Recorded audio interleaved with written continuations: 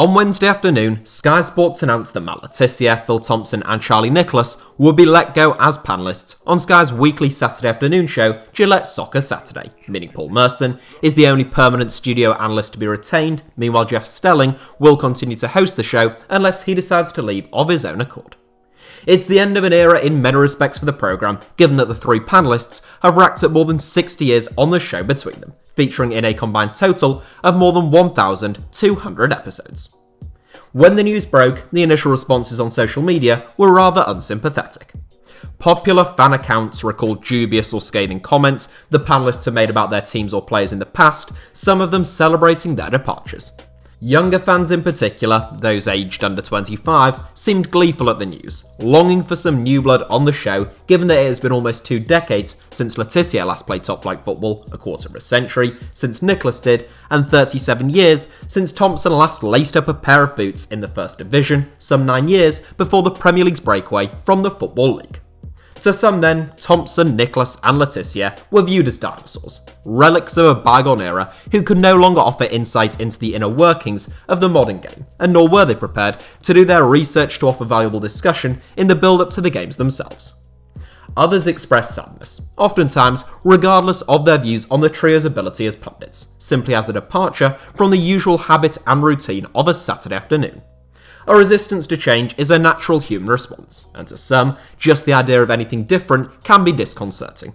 But then came a more vitriolic wave of opinion in the cesspit of unfiltered and often anonymous bile that is the Twitter sphere.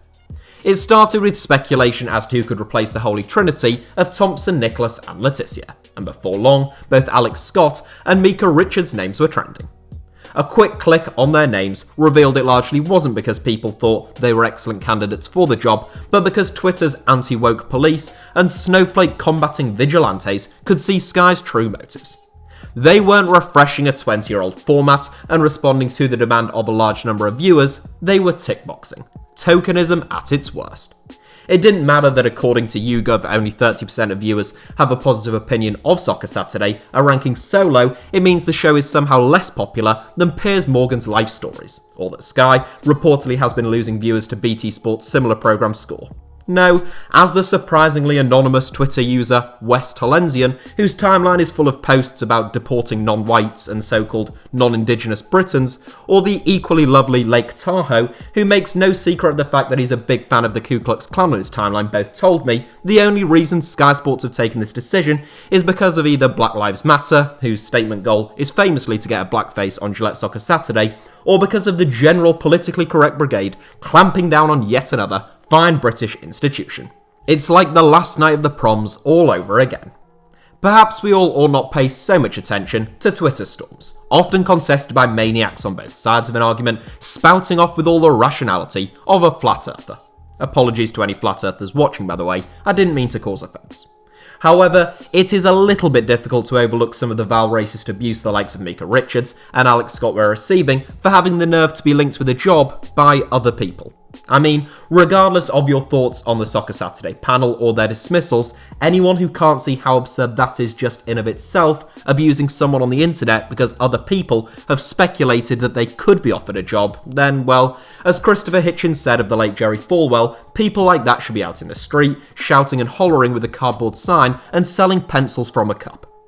I found myself embroiled in a microcosm of the wider web-based vitriol after retweeting Ian Wright's impromptu video on the bizarre social media hate storm, which somehow doesn't seem bizarre at all in the wider context of the world in 2020. I didn't plan on making a video about it, but I've wanted to make a wider video about punditry for a while now, so I thought why not do it now. As I tweeted a couple of weeks back whilst watching the Champions League coverage on BT Sport, just as the best players don't necessarily make the best managers, neither do the best players necessarily make for the best pundits or commentators. I'd rather not use specific examples, but just as a couple so you at least know what I'm getting at, Steve McManaman was a wonderful footballer, one of England's finest of the modern-ish era, but at least in my humble opinion, he is not a brilliant pundit or commentator. It's a very difficult job and all pundits have my sympathy, but I do believe it's quite easy to tell when someone has or hasn't done their homework, at least when they're discussing a subject you have some understanding of. In contrast to Steve McManaman, Liam Rosenior never won a senior cap for England, and whilst he was actually a very capable fullback, he played mostly for Championship and bottom half Premier League teams.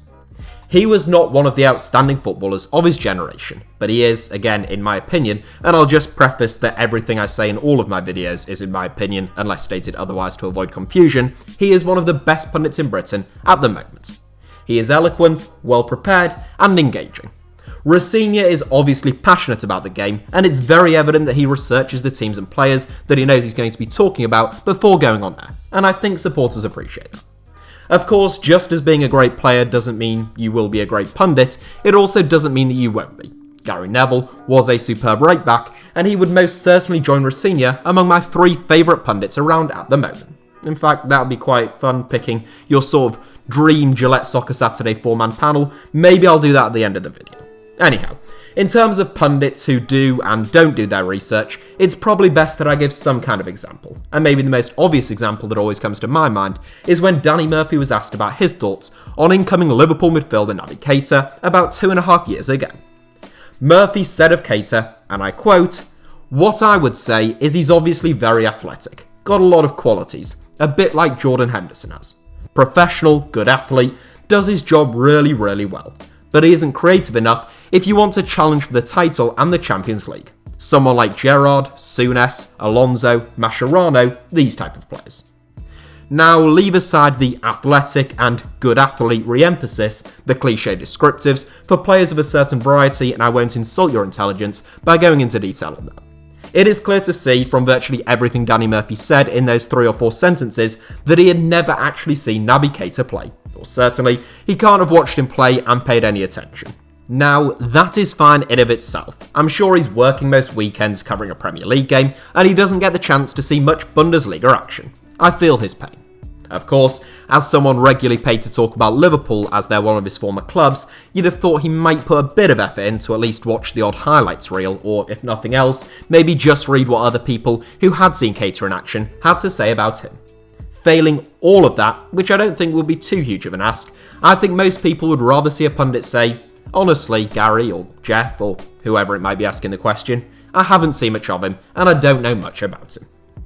I watch a lot of football and I love watching foreign leagues when I get the chance, but I'm honest enough to admit that many Spaniards are likely to know more about La Liga than me, most Arsenal fans will know more about Arsenal than me, and certainly, say, a passionate Palmeiras fan is going to know an awful lot more about promising 17-year-old forward Gabriel Veron than I do. You cannot be an expert on everything, and there's something very typical of British or English punditry to see a former Premier League player and former full internationals talking with absolute authority about something they clearly know nothing about. Even more concerning, perhaps, is the fact that Murphy described Mascherano as being a creative player and as being more creative than Naby Keita, given that Mascherano spent over 3 years playing as a shield in front of Liverpool's back 4 and about 7 years playing as a centre-back for Barcelona. But I don't want to get too bogged down in a discussion just about Danny Murphy, so I'll leave that one there. In case you think that I've gone off on a wild tangent and that this has nothing to do with Soccer Saturday, well, I have gone off on a bit of a tangent, but the Murphy example is very typical of what you might see on Gillette Soccer Saturday. Many of you will have watched the panel talking about Man City signing Kevin De Bruyne 5 years ago, with Phil Thompson calling the fee Man City had paid bonkers and claiming the Belgian was a good player but not a great player, before Paul Merson jokes that he thought the fee was in lira. Again, between them, how many times do you suspect that they actually watched De Bruyne play for Wolfsburg, given that he scored 16 goals and made 20 assists that season, winning the Bundesliga Player of the Year award and being named in France Football's 2014-15 World 11? Now, I can probably guess what a lot of you are thinking right now. Something along the lines of, Soccer Saturday isn't about insight or research. It's about banter, familiarity, and having a laugh as your accumulator goes down the drain. And I get that. Trust me, I do. Even my mum used to find it funny and entertaining, hearing Tomo or Merce shout and wave their arms around when there'd been a goal or incident in a game back when I lived at home. And she has about as much interest in football as Mario Balotelli appeared to during his time at Liverpool. I hear you. I can understand where you're coming from, and I appreciate the argument. But do you not think we might be selling ourselves a little bit short? I don't know if any of you have watched much Irish football punditry, although I'm sure many people will have seen Richard Sadlier discussing RB Leipzig and PSG on RT Sport a week or so ago after it went viral on social media. Don't get me wrong, there are still some absolute clowns in Irish football punditry, but for the most part, you will find far fewer cliches than you get here in the UK, and many are capable of being honest, insightful, and often still very humorous. My point is that research, insight, camaraderie, and humour are not all mutually exclusive. You can have all of them. Richard Sadlier, it should be said, only ever played for Millwall and won just one cap for Ireland before being forced into an early retirement at the age of 24.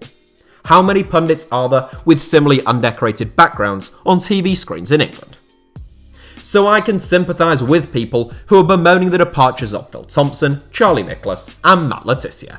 Phil Thompson, a man who once said that the appointment of Marco Silva by Hull City was a slap in the face to British managers and coaches, despite the fact that he couldn't actually name any British managers who he thought would be a good fit for the job, with the exception of Paul Merson's suggestion of Gary Rowett. Charlie, I'm sitting here thinking Nicholas, who will forever be remembered for delivering the worst comeback in the history of live television, and Matt Le Tissier, who I actually thought was by far the most considered of the lot until COVID-19 came along, and he decided to become a semi-professional conspiracy theorist alongside crackpots like Piers Corbyn, spreading dangerous misinformation about vaccines. Perhaps Sky Sports felt that they had to get rid of him before he started claiming that tap water was turning frogs gay when he was supposed to be telling us about a penalty shout for Burnley against West Ham at the London Stadium. All three will be missed by many, but change is a fact of life. But remember, before the current trio there was George Best, who was a frequent guest prior to his death in 2005, and Rodney Marsh, who was sacked by producers in 2005 for making a joke live on air about the 2004 tsunami in the Indian Ocean.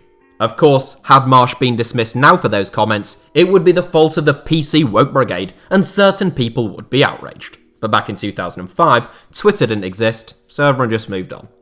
I suppose we will move on this time too, just with a lot more noise for a while, and with a few neo-Nazis and self-identifying Klansmen popping into my mentions.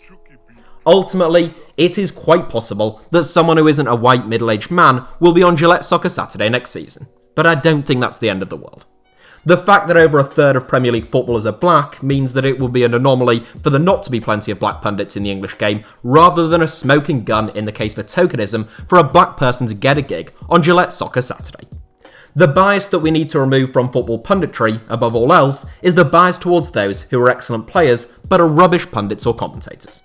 Steve Claridge may not have been fit to lace Paul Scholes' boots as a player, but he is a far more interesting and informative pundit than Scholes, who appears to watch no football outside of the Premier League, and even has a pretty rudimentary understanding of the league, in which he is one of the finest players to have ever graced. John Reith, the first Baron of Reith and an admirer of Adolf Hitler's, founded the BBC in 1922 with the simple mission statement of inform, educate, entertain. It would seem to me that for the last few years at least, Gillette Soccer Saturday has at best only achieved one of those goals, and that there's no reason why we can't have all three. I've been pondering who my dream Gillette Soccer Saturday panel would be whilst writing this script since I mentioned it earlier on, and the four that I think I've settled on are Gary Neville, Liam Rosenior, Arsene Wenger, and Roy Keane, although I also enjoy watching Carragher, Ashley Cole, who I think shows a lot of promise as a pundit, and Alex Scott, so they'd all be great backups. Obviously that would be my dream panel, and it's not remotely realistic, since at least three of them have other, probably more lucrative or attractive commitments than Soccer Saturday, but I found it interesting to think about nonetheless. As host, I still don't think there's anyone better at hosting that programme than Jeff Stelling, although I think Gary Lineker is a very adept host as well. I suspect the comments section will be a tiny bit poisonous, so feel free to dilute that poison by commenting with who would be your dream panellists on the programme as well. Before I leave you, let me be absolutely clear. I can wholeheartedly understand those who felt Soccer Saturday had become stale and that change was long overdue, just as I can empathise with those who thought the current setup was brilliant and a staple of their Saturday afternoons, which they're gutted to see split up. The only people that I have little time for are those who would send abuse to someone based upon their gender or the colour of their skin because someone else has suggested they could get a job. Those people can get in the bin. Thank you all for watching today's video. As I said, let me know your dream Soccer Saturday lineup in the comments, hit the like button if you enjoyed today's video, and make sure to subscribe to HITC Sevens. You can also follow me and send me death threats on either Twitter or Instagram. The username is just at HITC Sevens on both platforms, and if it is the I hope you die comments that you're going with, I always prefer them to be by DM, so that only I see them. It just keeps the comments section on the videos a bit neater, and I think that's a good thing.